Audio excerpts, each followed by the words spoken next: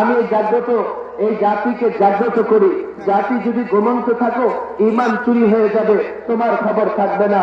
জাতি যদি ঘুমিয়ে থাকো তোমার সন্তান নাস্তিক হয়ে যাবে, তোমার খবর থাকবে না।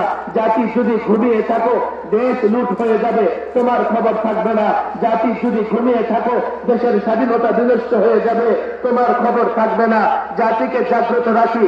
জাতি যদি জাগ্রত থাকে এই জাতির ঈমান চুরি কেউ করতে পারবে না, দেশকে লুট করতে পারবে না, দেশের স্বাধীনতাকেও নষ্ট করতে পারবে না। এই জন্য আমাকে মাফ করবেন, জাগ্রত করার কাজটা একটু জোরে আওয়াজ করে করা লাগে। মাদ্রাসার গেটে ঢুকে জোরে ঠক ঠক না করলে ছাত্রের ঘুম ভাঙে না। এলাকায় মহল্লায় বের হয়ে জোরে আওয়াজ না করলে মুসল্লির ঘুম ভাঙে না। আমি এই জাতিকে জাগ্রত করার দায়িত্ব পালন করি।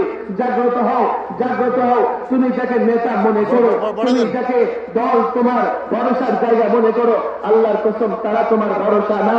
আলেম ওলামাদের সঙ্গে সম্পর্ক রাখো, আলেম ওলামাদের কাতারে শামিল হও, আলেম ওলামাদের কাতারে যুক্ত হও, আলেম ওলামাদের বিশ্বাসে বিশ্বাসী হও, আলেম ওলামাদের